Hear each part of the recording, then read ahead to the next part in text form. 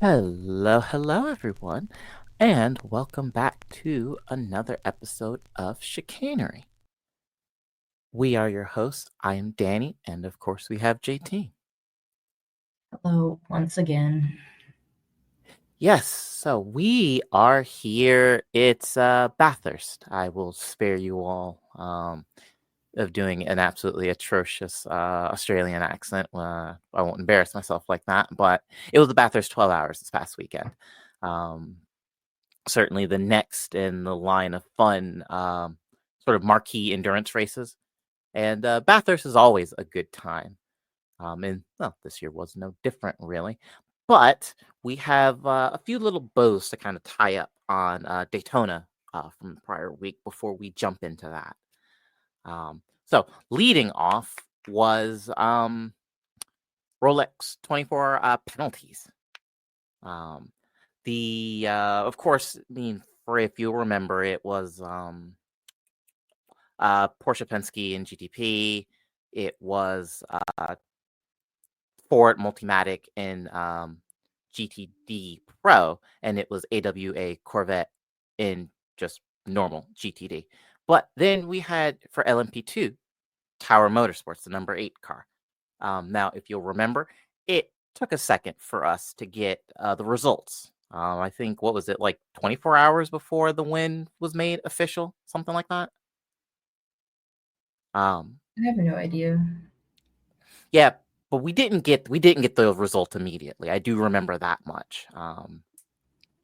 And it turns out there was a bit of back and forth in scrutineering. Um, and it turns out that the skid block plank exceeded the maximum allowable wear, which promoted the number 22 United Autosports car to the win. And it should be pointed out that technically Tower Motorsports, they weren't cheating. This was actually much like, well, actually not quite true. I was going to say it's a lot like Lewis and Charles running afoul of the same thing at Coda in 2023. But in this case, it was a suspension failure, and the car dropped and it wore the skid block too much. Um, Tower released a very, very, very lengthy statement. Um, Sebastian Bourdais also released a somewhat verbose statement as well. Um, and, basically, they were disappointed and they weren't cheating, we promise, which is correct. Um, and it sucks. Now, they did launch a protest, which IMSA rather categorically denied. So that's kind of the skinny on that. Um, and the next bit of news, and I don't know, we might need to keep a tracker for things that we talk about only that to get announced 24 hours after the episode goes live, because we talked about the rumor mill about a Ford hypercar project, and then I think it was like a day after the episode went live, Ford announced that they were doing an LMDH project. So they announced it had to be, it was Wednesday or Thursday. I don't actually completely remember. I think it was Wednesday because I think I had the episode go up on Tuesday. But yeah, they were announcing the hypercar, or they were joining the hypercar class in 2017. They did it as a part of the Ford Performance launch season thing, where they're effectively running through everything that they're going to be up to in the near future. So, thoughts, feelings, comments, concerns?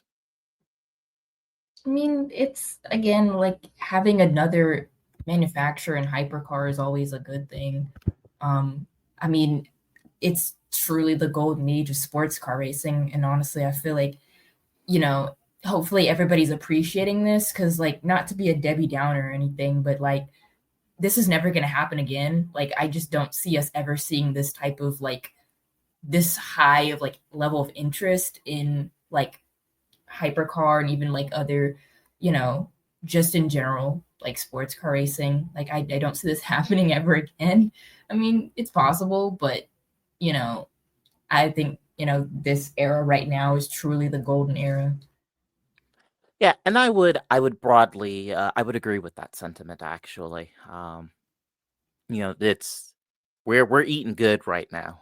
Because I mean, just for between all of the derivations of effectively the top flight of sports car racing. I mean, you've got Alpine, Porsche, Lamborghini, kind of, uh, um, Cadillac, BMW, Ford is coming, Genesis is coming, Ferrari is in. Ashton So I mean, Martin. Aston Martin is coming. Yeah, they'll be here for Sebring. So yeah, we've got Toyota as well, another one. So I mean, that is kind of wild. I mean, I feel like That we might be at the point where you were talking about the other episode, where like 61 cars at Daytona is like probably the max or almost reaching the max that like the pit lane and like the garage area can actually hold. But I'm like wondering how much like even like at Le Mans, like I feel like with the hypercar class being as big as it is, and then everybody in hypercar being required to run two cars at minimum, and then you have LMP2s and then you have GT3s. So it's like I feel like we might be reaching the max amount of cars and are gonna be able to like race at Le Mans as well. Yeah, and that was, like I said, I talked about that a little bit last episode with the Daytona recap. But yeah, I don't know how you're going to continue to stuff more cars. Don't get me wrong, the manufacturer support is cool. And, well, there may be a space clearing up, at least on the IMSA side here at some point. We'll get to that in a second. But even with one space being vacated, yeah, I mean, there's only so many cars. These tracks only have so much in the way of facilities. Um, unless you're going to either have big track overhauls, which, given that Le Mans is functionally temporary, that's not going to happen. Um, Daytona, there's only so much they can do short of uh, like serious infrastructure overhauls to the circuit, which that's not going to happen. So, yeah, I mean, yeah, aside from like the little cosmetic stuff, which aka like ripping up the grass and the Le Mans chicane area, I don't really think there's much they can do either, to be honest. yeah. So it's like, where do you go from here? So and to your point, I can't remember if we were on mic talking about this or if we chatted about this after we wrapped. But to your point, maybe shrinking the GT field a bit, because at least in IMSA you've got Pro and AM, which are treated as two separate categories, but are also all of the same cars. Yeah, Uh, that's what my thing was, my proposal. People might not agree with it, but that's my proposal is again like just collapse GTD and GTD Pro and put them together. Because I mean, again, like you said, they're functionally the same class. They're the same types of cars. The only difference is like driver lineups. So it's like I think we could do that. I mean, I don't really know if that's really going to help that much, to be honest, but it's possible. yeah, because as opposed to 5 Corvettes have three, versus the acres and acres of Porsches, again, have just a handful. I mean, I'm glad at That least we don't have LMP3s in WeatherTech Yes, anymore because, I mean, not saying they were a waste of space, but to some they were a degree waste of they space. were, Yeah. um, especially given the fact that they don't display the greatest racecraft at times, most times actually, to be fair. And I don't know, just given the fact that what LMP3 even is, like they're basically like baby's first prototype. So I don't like in WeatherTech's supposed to be like the top series, so they really had no business in WeatherTech, but hey. Yeah, agreed. So, I'm curious to see how both IMSA and WEC, given the unprecedented, particularly manufacturer interest in the series, I'll be interested to see how they both handle field sizes going forward. Um, I know there was a bit of talk about it during the Daytona weekend about can we get any more guys even on the grid? And I seem to think that actually some folks were turned away this year. Yeah, I think But so. so yeah, like I said, we'll see how that's handled. I think some chopping up of the classes, like I said, particularly the shrinking of GTs, because I mean GTs by themselves, there are as many of those as there are P2s and GTPs put together practically. And again, like So I said before, you might have to have people sharing garage spaces too. yeah, which is also a potential thing. We'll see. I'd be interested to know what the knock-on effects of that could be.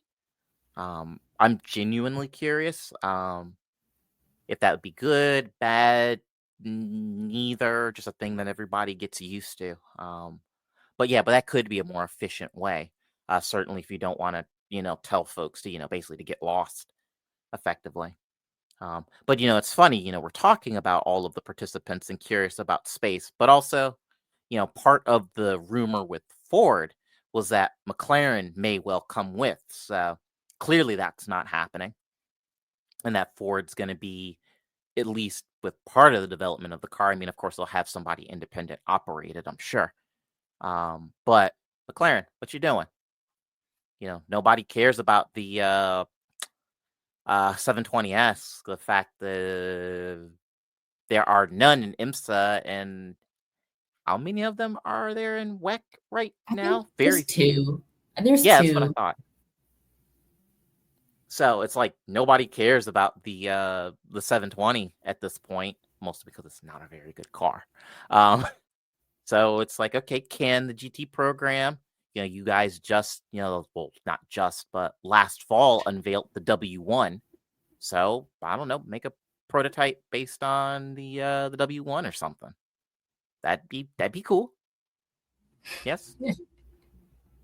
So yeah, so I would like to see, McLaren just dump their, well, frankly, failing GT program and do something fun in hypercar. So I don't know, maybe we'll get an announcement pending.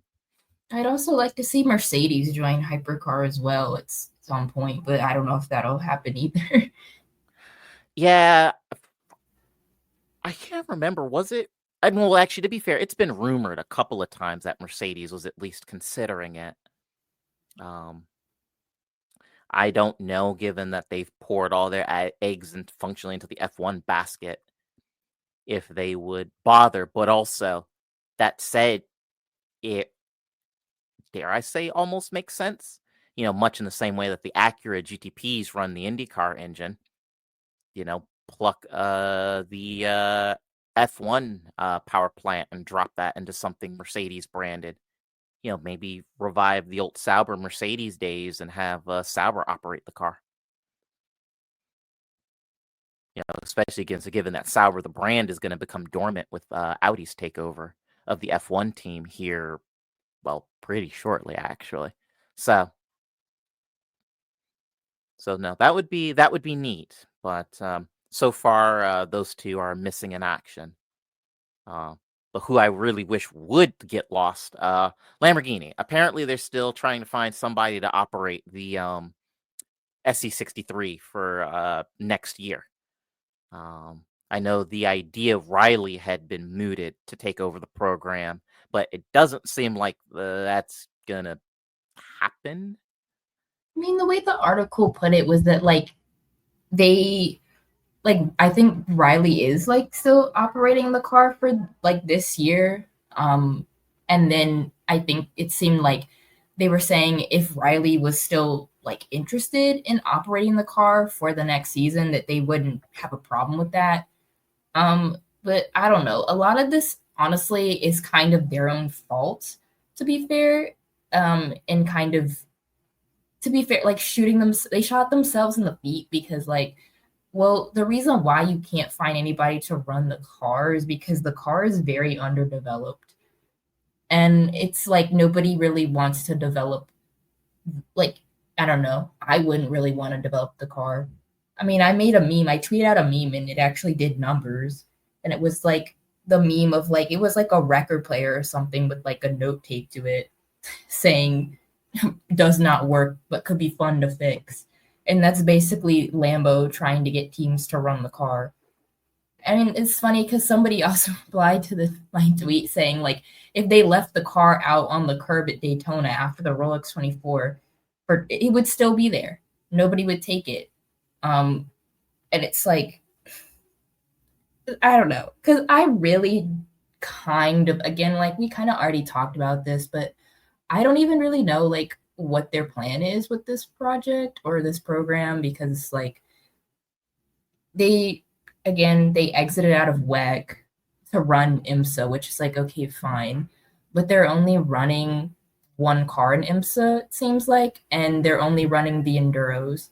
When it's like IMSA's not an endurance series, IMSA is IMSA. So there are usually like big gaps in between the endurance races that happen in IMSA, which, usually there's sprint races in those times, but the time that you could be at the sprint races but you're opting for only the enduros, like that could be time that the car is still being developed, like even if it is like Long Beach or like Laguna Seca and it's only like a 2-hour sprint, like that's still track time that you could be using to be more productive. But what do I know? I am not an engineer, nor do I develop cars, but hey. Yeah, I, well, hey, same, but I don't get it either. I mean, like I said, we touched on this. Well, we talked rather extensive about this last episode, so I don't feel the need to beat that horse too much because, well, it is long since dead. But yeah, it just the rationale or seeming lack thereof with the way that this car is being used, operated, just doesn't really make a ton of sense. Because like you said, when they announced that they were dipping because of the 2-car mandate, we're like, okay, well, there's one in IMSA and there's one in WEC. So cool, we'll get 2 cars in IMSA. Then it's only one. And then it's like, okay, well, full season? Nah, just doing the Enduros. And you're just looking and you're like, what? It doesn't make any sense. And yes, I think the fact that this car is so developed and underutilized, one sort of begetting the other. I could see where that could, put some folks off, especially if, you know, Riley is kind of imminent on about, their commitment to the car. I know that they said, they'll see out the rest of the year and that they would do it for next year. But I'm going to be honest, and I think actually I want to say if it was a reply to your tweet or if maybe I saw it elsewhere. But somebody predicting that probably a couple rounds into 26, if somebody else doesn't pick it up, then the car would probably disappear. I don't remember quite where I saw that, but I do remember somebody kind of theorizing that could happen. And I know it certainly didn't help their case when we all sat there and saw the car run a grand total of 34 laps, aka 2 hours into a 24-hour race and just die. It's like that definitely didn't help because it's like everybody saw that and they're like, yeah, no, I don't think we want to be bothered with that. Thanks, but we're good. Yeah, exactly. Yeah, like I said, this car is it's such a mess. This team is such a mess. I was talking to my dad yesterday about 24 and for the Volkswagen group, be it Volkswagen and an Audi and WRC, Audi and the LMP projects, Porsche and the LMP and sports car projects, or even their involvement as an engine builder in F1 many moons ago, is that the Volkswagen group usually goes whole hog when it decides to commit to a project. So it's wild that even with Lamborghini being, under the VW group umbrella, it's wild that this project has just felt so mismanaged, for want of a better word. I mean, it's crazy too because I mean, again, like I said, I probably said this before, but I initially theorized that like, again, not to be negative, but if it was going to be anybody, any manufacturers that were going to be the first ones to fold up the program or fold up their hypercar programs, I was initially theorizing that it was going to be Peugeot and BMW because it always seemed like no matter what, they were always like the stragglers compared to everybody else. And it seemed like it took them like the longest time um, to actually finally get some decent results. Um, and therefore, like it would become this like this like sunk cost fallacy, and it'd be like, okay, maybe it's not worth it to be pouring, millions and millions of dollars into this project, this program, just to come home with very little to show for it. But which, to be fair, that could still happen. But to be honest, I think Lambo's honestly going to be the first ones to fold up their hypercar program, or at least first like big manufacturer to do it. And BMW and Peugeot will probably live to see at least a couple more years. Yeah, I think that that'll absolutely be the case for both of those. I can't say the same for Lamborghini though. But yeah, no, it's just weird and confusing and kind of a bummer that this Lamborghini project has gone so poorly. I was excited when they announced the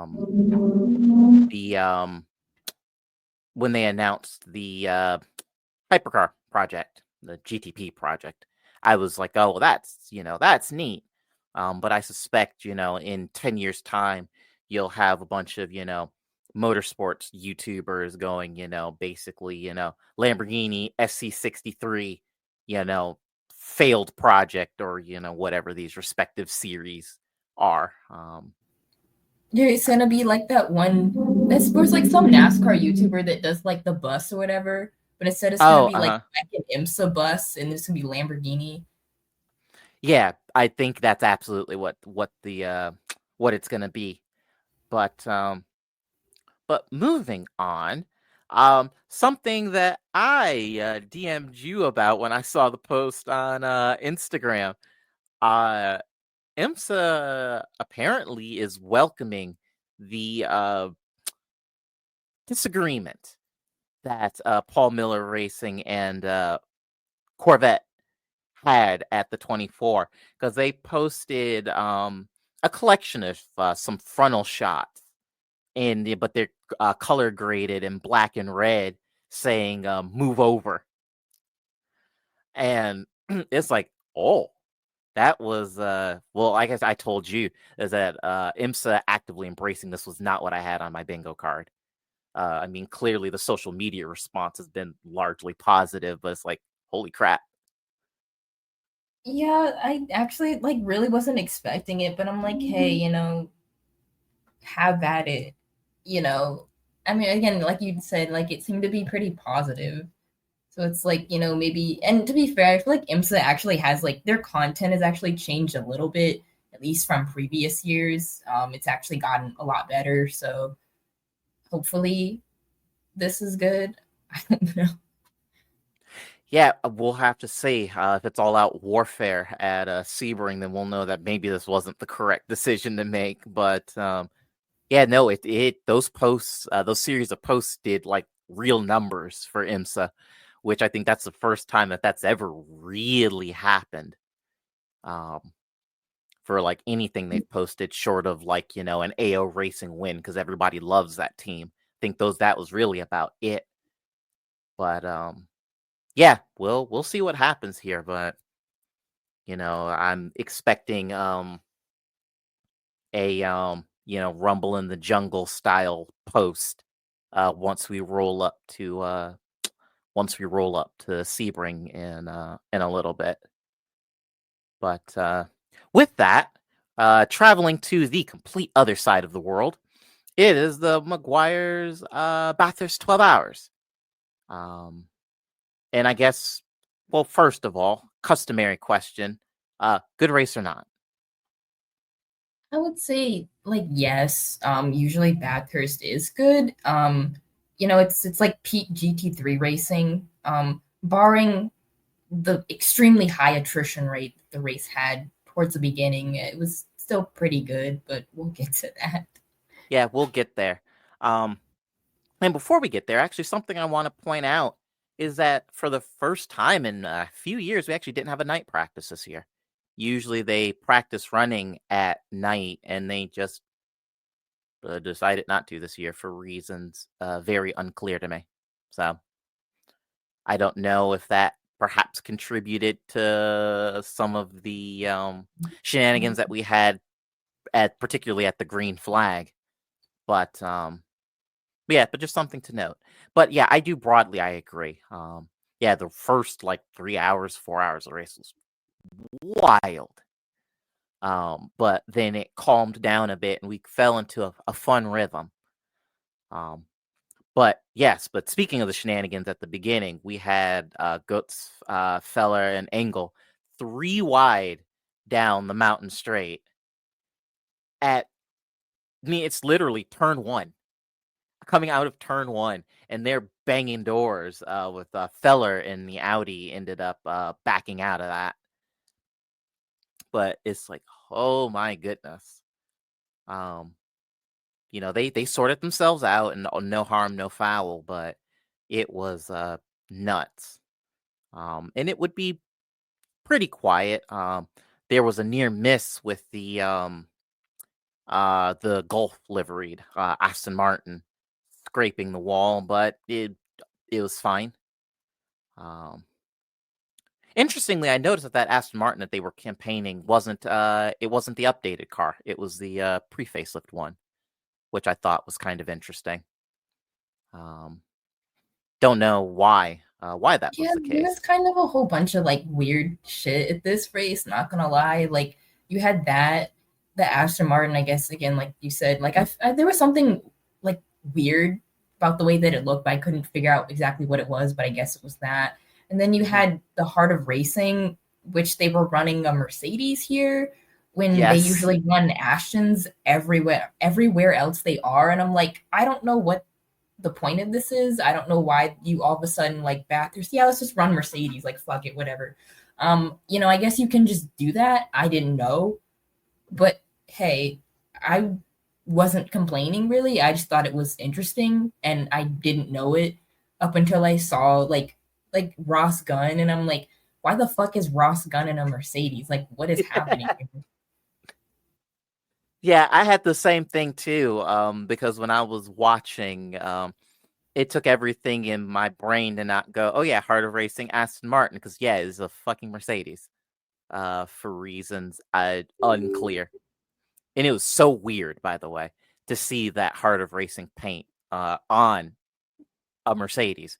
Because I mean, everything that Heart of Racing has ever done, when they were in basically the New Zealand derivation of a D1 for that weird year in 2020, where they decided to go drifting in New Zealand. It was an Aston Martin.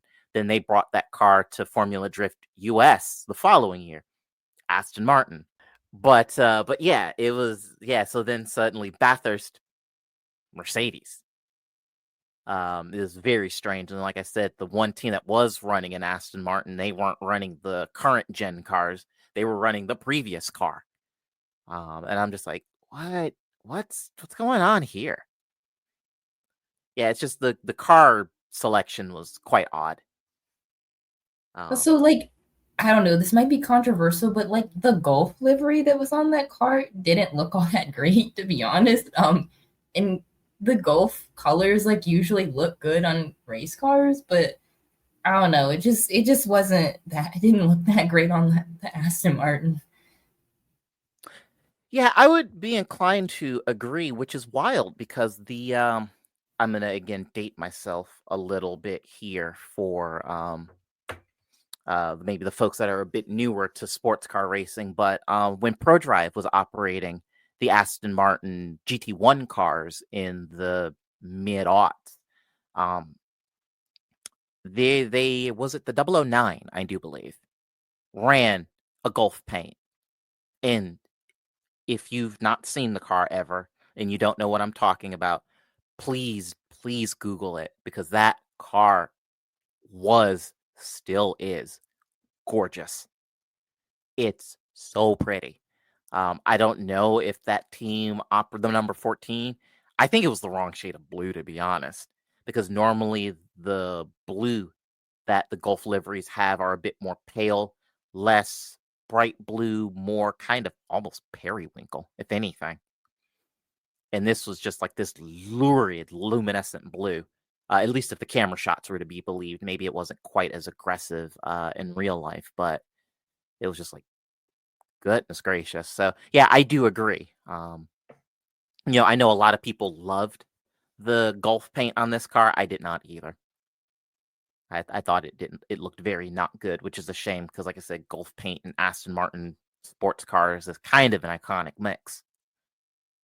Um, but yes, the moving on, the KTM curse continued with what was it, like 5 or 6 laps in, the number 50 would end up going to the garage. It was something like that. It was very, very short. It's just like I don't know why, but KTM cars, like as soon as they hit the pavement at Bathurst, they just break. Yeah, they do. It's wild. I mean, this has happened just about every year, where the car has broken at some point, usually pretty early on in the race, which I don't understand, because like the whole point of because that's the Crossbow GT2 is what they're running, if I remember correctly.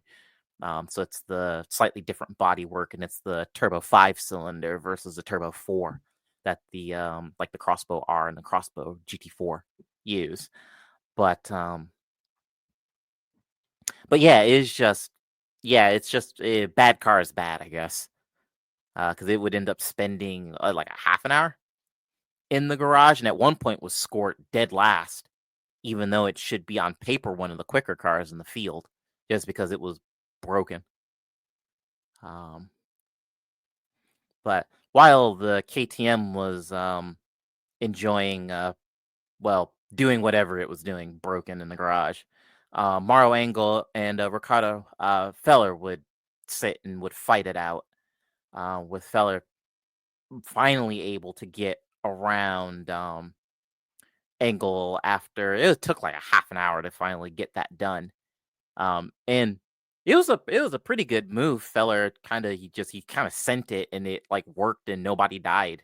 And GG very good, especially considering that Feller can get a bit spicy when he's in the car. But we would settle into a bit of a rhythm. It would be pretty quiet, and then we would get our first safety car. It was the 77 Craft Bamboo Mercedes and the 26 Arise Racing Ferrari, which is funny. Those cars were like identical. So I can't remember. Was the 26? Was that the pro entry or was that the silver entry? Was the number The 26? 26 was the pro entry. Okay, thank you. But anyway, this was a kind of a weird incident. It was very difficult to figure out who exactly was the cause for that. But it ended up being ruled no further action, which is probably fair. But the safety car ended up being extraordinarily beneficial to the two Team WRT BMWs, as they were doing the big conserve on fuel. Now, not too long thereafter, the number 25 McLaren GT4, one of only 3 GT4s in the field, and one of 2 McLarens, because 2 McLarens and a Mercedes, would get sent to orbit by the number 9 Audi, but would get going after having suffered some bodywork damage.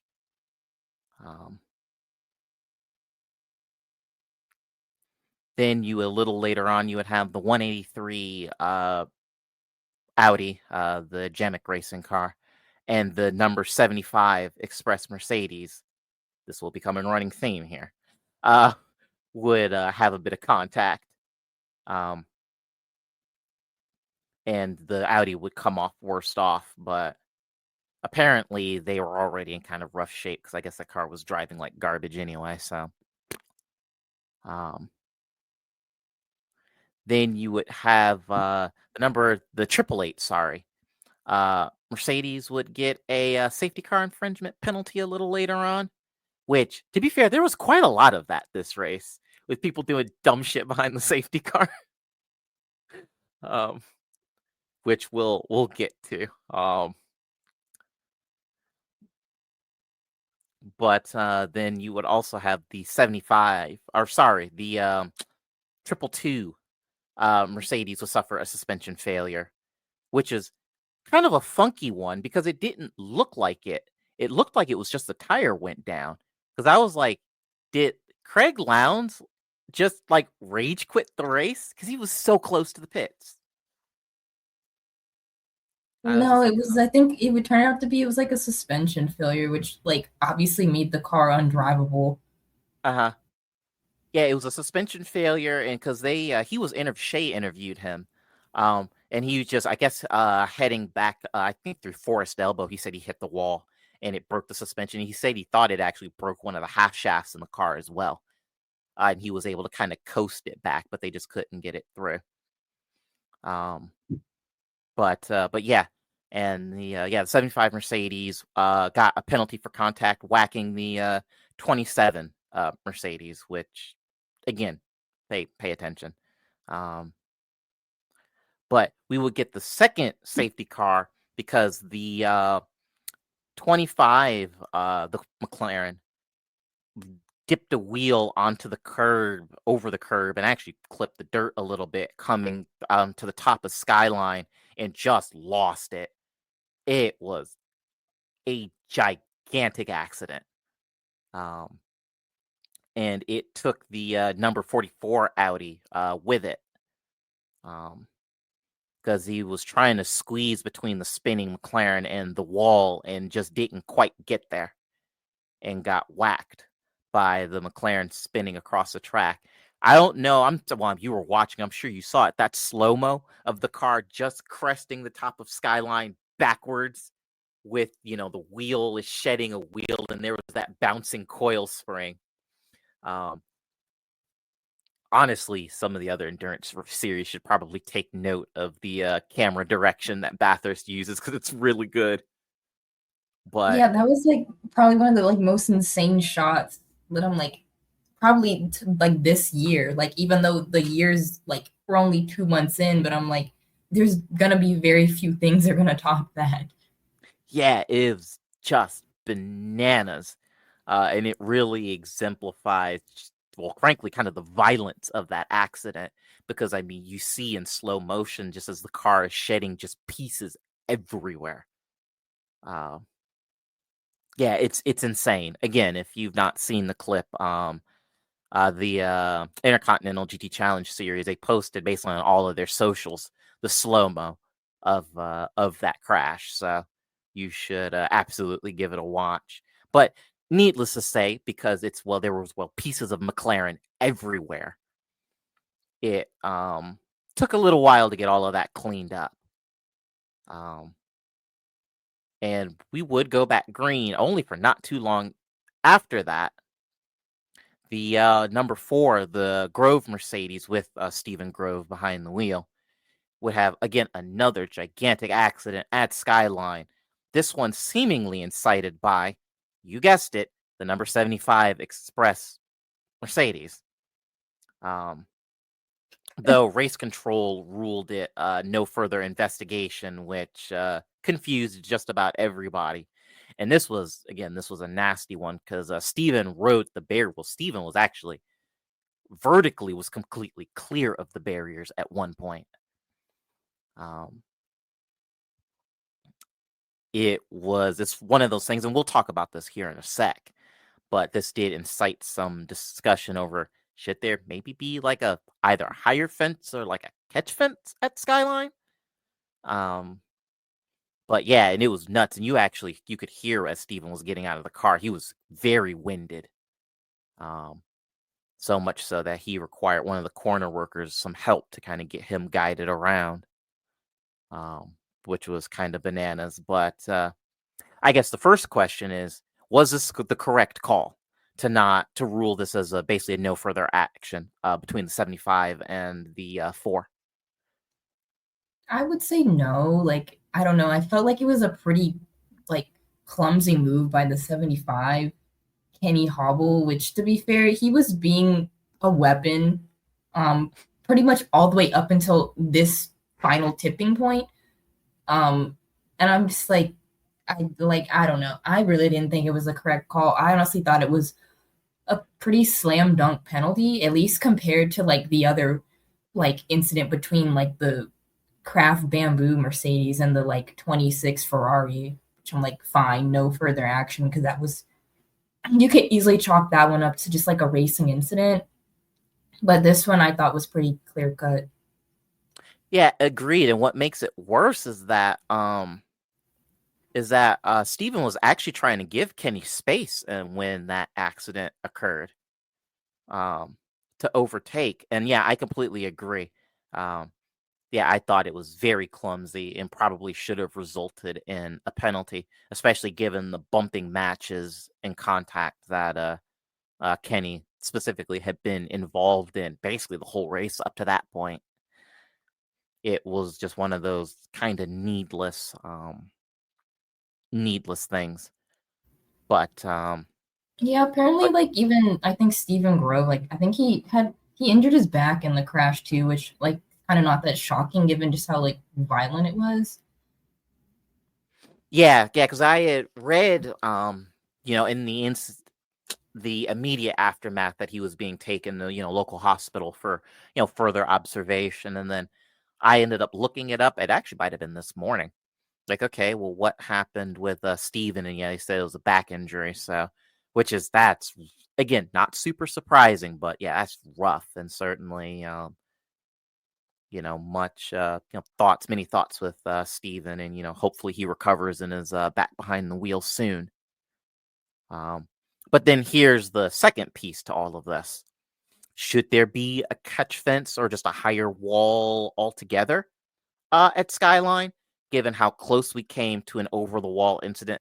I would say yes. I mean, probably a catch fence to be honest. I mean, like there is a thing that like I guess putting the catch fence there might I guess ruin some of the picturesque like aspects of the racetrack there, but it's like I think safety is a little bit more important and I don't think is that crazy. I mean it's 2025. Like we have like very up-to-date safety features in motorsports. Like why not use them? Yeah, and I completely agree. It seems again, I understand, the shots of the cars at Skyline, particularly first thing in the morning, and they're very, very pretty. I completely agree. But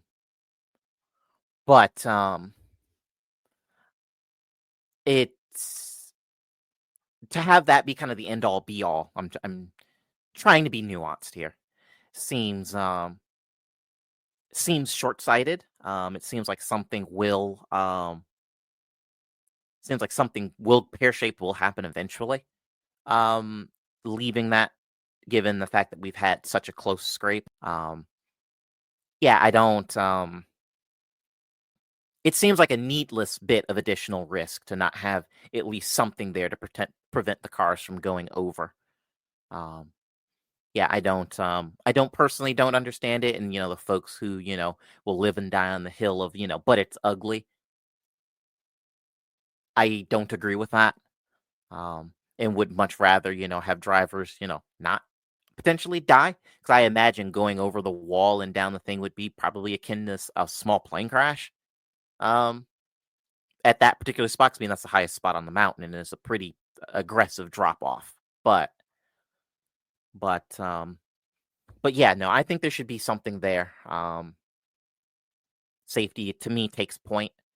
It'll be interesting to see. I don't think anything would happen this year, but I'll be interested in sort of the off season next year or in transitioning into next year. It wouldn't surprise me if we see something. If we see something done, some sort of remediation work happen at that spot. But yeah. Moving on, the remaining McLaren GT4 car would get a 5-minute stop go for improper wave by procedures. Throughout all of the cleanup. Well, actually, this was, I think, was a separate incident, but they basically went to go when coming out of Forest Elbow, I think, and just drove into the back of the number 77 Mercedes. And something I do very much enjoy about the Bathurst 12-hour is that race control does get to give the drivers what for over the radio.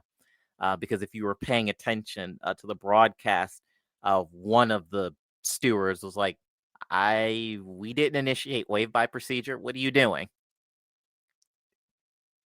And I about fell out of my chair. But yeah, it's very funny, and I really wish. Well, A, I wish we would hear race control more often in more series, and B, I wish they would all just basically go like, "Okay, you fucking idiot, that's not how you do that." But yes, it was a pretty severe penalty. And the number 77 had a kiss with death and got away with it. Because going through Skyline, it dipped a wheel in almost identical fashion to the number 25 McLaren GT4 and almost died, but didn't, crucially.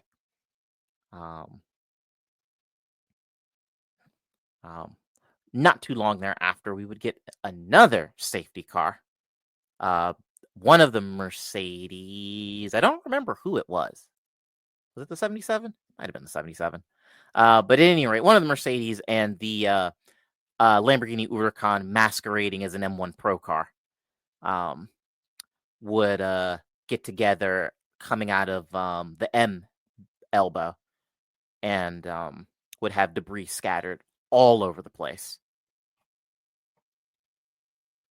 But yeah, but do you remember what Mercedes it was that had that coming together with the Lambo? It was like a black colored Mercedes, but I don't remember like what the car number was. Yeah, like I said, doing some process of elimination because there weren't a ton of GT3s. That's why my brain thought it was a 77. But yeah. But it's funny. But for all of the chaos in the first about 4 hours, we would after a Mercedes got stuck in the gravel, which then brought out another safety car, we would actually settle into a bit of a groove. BMW just through a bit of fuel strategy, good fuel strategy, had basically wrestled control of the race and held it for a while. But then they were being actively closed in on by the Mercedes. Now, to be fair, I think they were probably still to some degree in fuel conservation mode. Because the rate in which the Mercedes were closing would suggest that that delta coming down wasn't entirely just pace of the Mercedes. But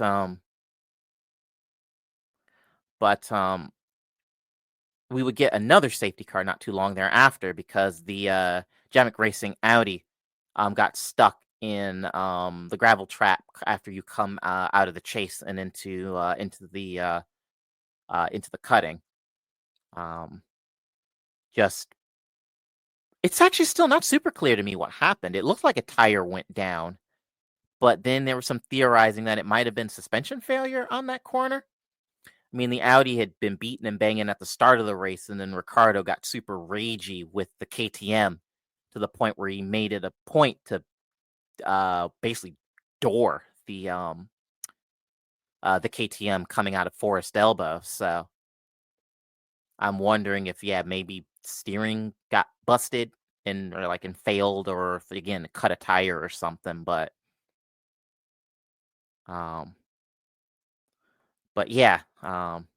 But throughout all of this, it's funny. There was a driver change because it was Valentino Rossi was in the car, and there was all of this talk about, oh, well, he ran a clean, good stint, only for then it to be come out that the 46, which would have been while he was still in the car, to get bopped for, you guessed it, a breach in safety car procedure. Which there were just so many of these penalties. I don't understand. I don't get it at all. I don't know. Was it a little bit of a time zone and frankly fatigue? Because I mean, a lot of those drivers who were at Bathurst were at Daytona too. So it's like, did that have something to do with it? I wonder. Yeah, or again, Mercury was in retrograde, or skill issue. I don't know. Yeah, because the funny thing was that they specifically simplified the safety car procedure a bit to make it a bit friendlier to the international drivers, because so many of them were getting caught out. Because when you're doing the basically lining up, you can't weave to keep the tires warm, or like wave bys and what have you, and that was always an issue. But they brought it more in line with international GT class racing, and everybody still couldn't figure out safety car procedure.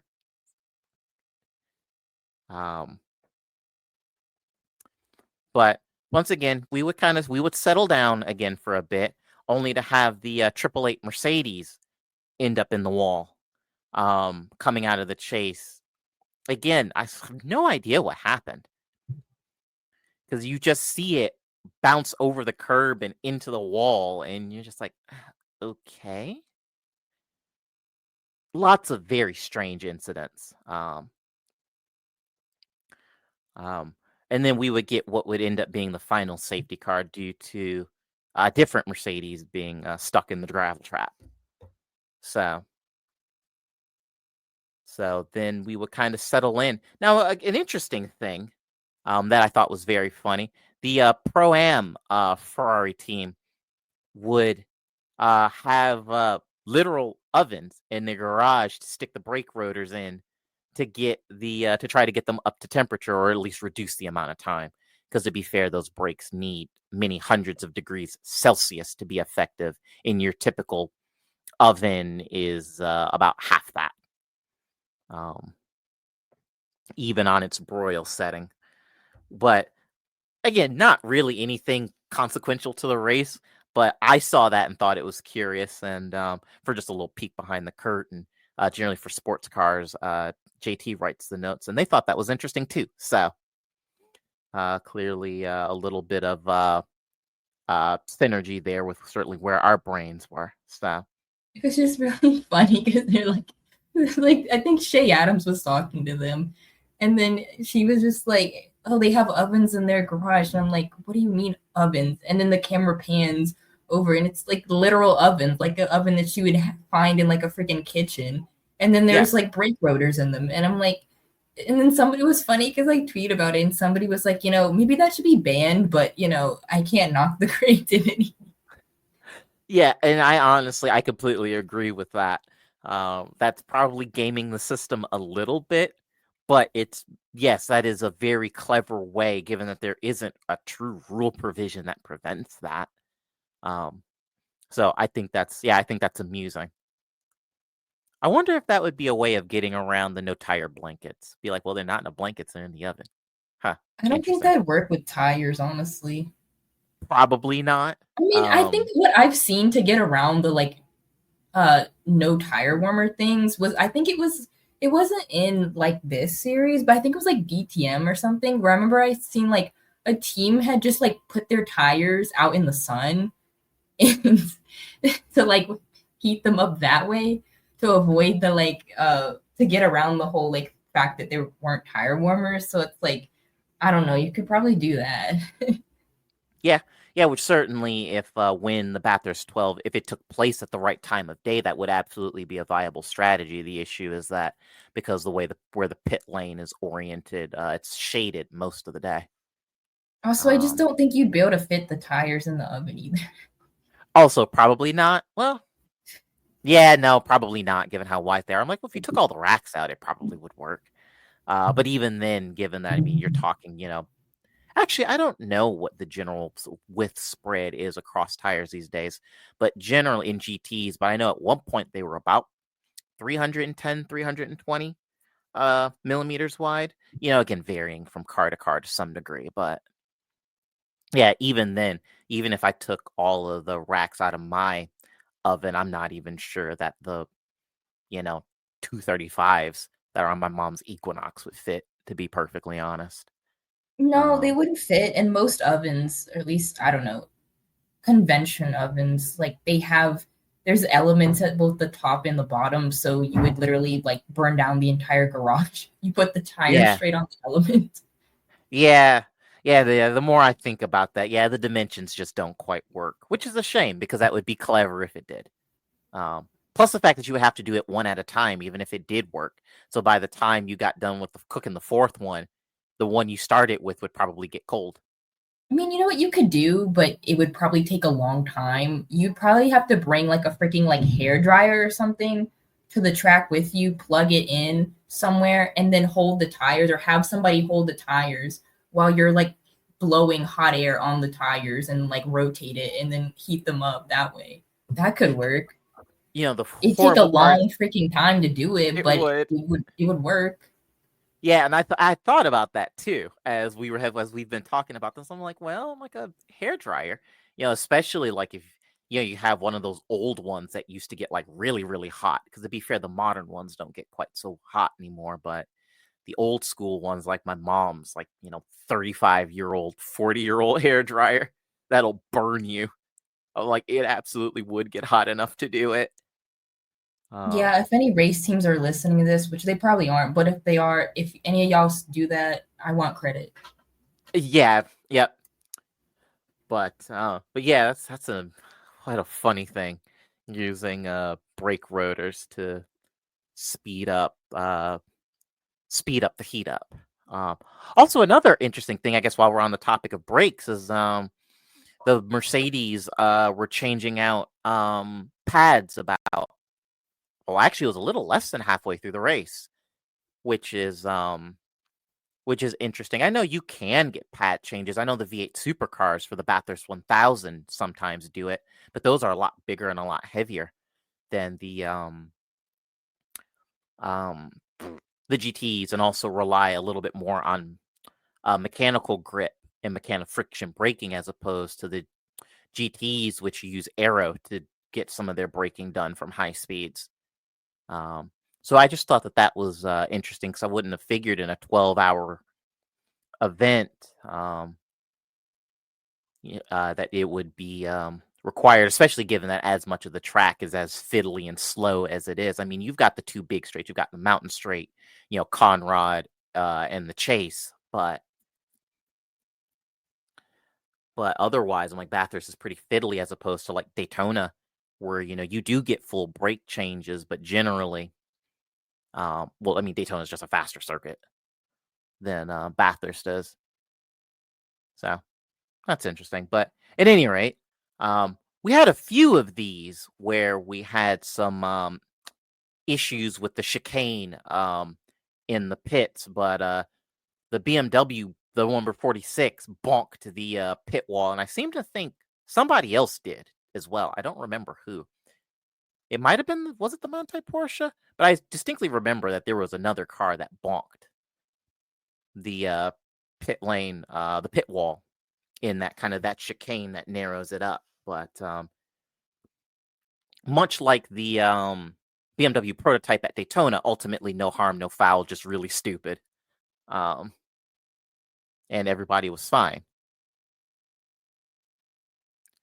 But with about 40 minutes left, well, truth be told, even a bit before that, the field was actually pretty spread out due to just a lengthy green flag run. We had what, 3 hours of green by this point, of consistent green? Yeah. And which, first of all, round of applause for everybody. We didn't have some stupid accident that brought out a safety car. I don't know about you, but I was sure that we were going to get, a late safety car with, 20 minutes to go or something. And I'm like, and that it was just going to be chaos, but that never actually happened. The top six all had themselves, it kind of spread out from the rest of the field. But the interesting scrap was the 26 Ferrari and the 32 BMW. the BMW had just been wizards on fuel mileage. Although I know you have a more sinister theory that there was some soul selling involved in making the BMWs as fast as they have been, but the Ferrari did not. So you basically had two cars that were on diametrically opposed fuel strategies.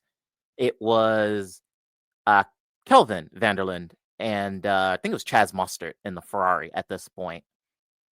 And I mean, and Chaz had been flying all day when he was in the car. And the order from the 32 pit wall was to just let Chaz go because, again, opposing fuel strategy. The BMW had enough to make it to the end. The Ferrari still needed to stop. Kelvin decided that that listening to team orders is for bitches and just did not, and fought the Ferrari tooth and nail for an embarrassingly long amount of time. And let's be clear, this has a couple of knock-on effects. A, you slow everybody down. You let the Ferrari go, you go, everybody continues. You don't possibly get caught by the folks behind you.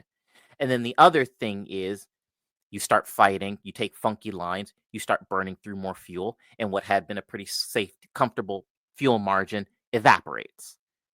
And then the other thing is that you just could crash and then you look very stupid. I mean, I was very sure that this was just going to end in tears. It was going to end in like a crash. Just because of the people that were involved here. I'm like, oh, here we go. Here's how BMW loses this race. Yeah. And you know what? It ended up being fine because, I mean, spoilers, they won the freaking race. But, to be fair, and, it's fine to laugh about this now. And I'm sure everybody probably forgot that this even fucking happened because, well, they won the race. They won it in a freaking 1-2 lockout, front row lockout. And everybody's dopamine pathways were probably shot. And it's like, hey, we don't even, who cares? Even though we have to act like a parent to a driver and tell them to do something and they just don't do it. I mean, it would have been a problem had they lost the race this way, which I was going to be highly upset if that's exactly what happened, which was, again, it was possible that was going to happen because there was some worry. They had said that they might not make the fuel numbers that they need to make because Kelvin specifically was wasting time defending the Ferrari when he didn't need to do that. And I don't even know.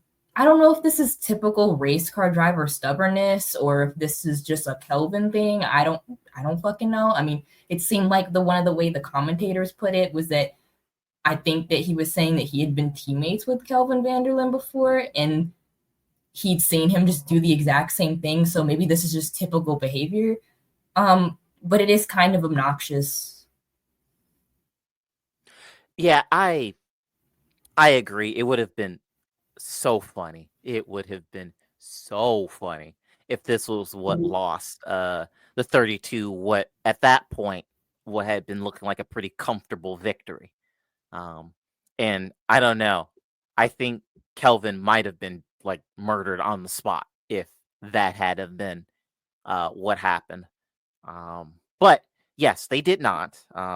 He did eventually. Well, actually, he didn't really let the 26 Ferrari by so much as Chaz just fought his way past. But like I said, it was what, I don't know, 5 laps later that Chaz ended up stopping for fuel, which dropped that car back to like 4th or 5th on the road when it was all said and done. Yeah, it was really something like that. I mean, it was overall it was unnecessary. It's just like shenanigans. But I mean, this podcast is not about psychoanalyzing race car drivers. That's a different thing for a different day. But whatever. Yeah, it's just dumb. But everybody held on. It was okay. And yes, it ended up being a 1-2 for the team WRT BMWs with the number 32 bringing home P1 and the 46 in P2. And more impressively almost is that the KTM actually took the flag, which I don't remember if that's ever actually happened before. But it's a thing. Like I said, they call it, even the broadcasters call it the KTM curse. because this happens every year where that car spends a disproportionately large amount of time being broken. Because at one point, the KTM was pissing coolant all over the pit lane, and folks were like, oh, that's it. And they still managed to get that car back out on track. But yeah, I hope BMW enjoys it. You and I talked about it a little bit, and I was actually talking with Caleb, which if you've paid attention, Caleb Carter, they've been on the podcast before, both on Chicanery and even the main podcast. But we were DMing on Instagram yesterday evening, and it is bananas how quick the M4s are this year. Currently, Team WRT has 100% win rate. I thought it was just the long rounds. No, it's just full stop this year. They've won everything that they have entered so far this year. And it could have been if it weren't for the tussle that the Paul Miller cars had with the Corvettes at Daytona. Honestly, the M4s probably could have won there too if it weren't for that, which is insanity. I think that they're just going to get sent to hell next race with the Yeah, BOP. that's what I'm saying. It's like everybody's laughing and celebrating now, and it's like you better enjoy it now, because as soon as they show up to Qatar, okay, they're gonna show up to Qatar, boom, gonna be hit they're gonna be hit with like 50 to 60 added kilos to that car. Like, there's no way. I was sure that the BOP nerf was gonna come at Daytona, just because at Daytona, by the time that had happened, they had already won again like 2 races at that point. They had already won the 24 Hours of Dubai, and they had won another like 6-hour race that happened at like Yas Marina or something like the weekend before that. So I'm like, yeah, there's no way that this car is not going to get BOP to hell. Surprisingly, nothing happened at Daytona. But I would be genuinely shocked if they don't get BOP to hell at the first wet round of the season. Like, there's no way they don't. Yeah, I can't imagine that they don't at this point, because it has not mattered basically where these cars have run so far this year, be it Yas Marina, Daytona, Bathurst. These cars have just been stupid fast. And then even despite that, they still make the fuel number. It's like they can play the fuel mileage game too. So it's like you have a car that is faster basically everywhere and then goes further on a tank. I mean, these cars are genuinely super OP this year.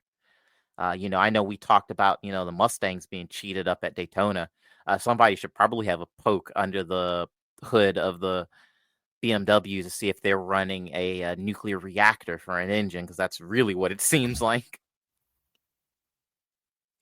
It is just insane to me how dominant these cars have been this year. But that being said, I'm happy that at least some piece of BMW's programs are going well. So even if the prototype is still kind of shit, the GT3 cars very much are not, especially the effectively factory teams. So like WRT and then Paul Miller here in the US. But yeah, no, it's just wild shit. That's why I'm so certain somebody over in that camp had to have sold their souls for this. There's no way. Yeah, no, I think there is a bit of blood magic happening here for these cars to be as just utterly crushingly dominant as they have been so far this year. And from what I understand, Team WRT is moving to the Evo model for Qatar, because they were running the non-Evo at Bathurst, but they're supposed to be getting their hands on the Evo, which is like, okay, that's really spooky then. So yeah, we'll just have to see. But yes, like I said, I'd be shocked that if Sebring and Qatar doesn't come with huge BOP for these, because it's very clear that the M4s are the class of the field in GTs in basically every series right now. So we'll see what happens. But overall, this was the first about I guess third of Bathurst was insane. It was crazy chaotic, genuinely. But once we settled in and got into pit cycles, green flag pit cycles, and full and just a general rhythm, we had genuinely a very good race. I'm pleasantly surprised by what we had. But actually, something I did want to, before we sort of close things out, I did want to bring up and kind of run this past you because it was something I noticed pretty early. The whole thing with Bathurst is that you do fuel, then tires, or tires, then fuel. You don't do both. I think I don't know if it's supposed to be on like the grounds of safety or just because it lengthens out the pit stops and creates strategy. I don't know what the point is. But I noticed a few cars doing both, where they were doing fuel and tires at the same time, and yet race control just never said anything about it. Yeah, Which I I'm like, saw that like on the broadcast, like they were talking about it, but I don't think there were ever any like penalties actually like handed out for that. So I guess they just didn't give a fuck. yeah, because it was something I remembered. Because I don't catch Bathurst every year, but I remember there was something that stuck out to me. 'Cause I'm like, that's an interesting way to do that. Because I think it was one of the Mercedes actually did it pretty early in the race, and I'm like, so they're gonna get a penalty for that, right? And they just never did. And like I said, it happened a few times. So I think one of the Audis did it too, and just nothing. So okay, yeah, I I mean, at guess least race like can. this year we didn't have people complaining about like the regs and shit like they were last year because it seemed like there's just like a lot of waffling about the regulations and shit last year's race and seemed like everybody was content. So Yeah, no, it wasn't really much, or if anything, in the way of like serious grumbling, which I am thankful for, because that gets very old very quickly. Um, but But yeah, but I guess just, my thing is just, if the whole point is, is that you can't do fuel and tires at the same time, it's like, then, actually like enforce that. Because we didn't have very much in the way of pit lane penalties this year. There were a few. I think there were Um, a couple that was like people going like under. I think like you had to have like a minimum of like 80 seconds when you did a pit stop, and I think some yeah, people got penalized because they were under that. yeah, there were a few for that, and there were there was a couple of penalties for, I guess, what's Bathurst's version of men and equipment over the wall, because they don't have separated out walls the same way that, like, Daytona does, but they've got that painted line and everybody has to get behind it before the car can leave, and there were a couple of penalties for that, but that was really about it.